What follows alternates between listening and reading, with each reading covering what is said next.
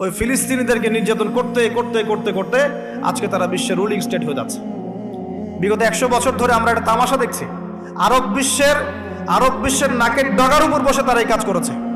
শুধু তাই নয়, অনেক আরব নেতা ওদের সাথে আতাতও করেছে, মেনেও নিয়েছে। কয়েকটা আরব ইসরায়েল যুদ্ধ হয়েছিল ঠিকই, কিন্তু পরবর্তীতে আপোষের সমঝোতায় সব মেনে নেওয়া হয়েছে। তো এখন আমরা দেখি যে প্যালেস্টাইনিদের অধিকার কোথায়। এখানে মানবাধিকারের কথা বলা যাবে না। এখানে নির্বিচারে তাদেরকে হত্যা করা হবে।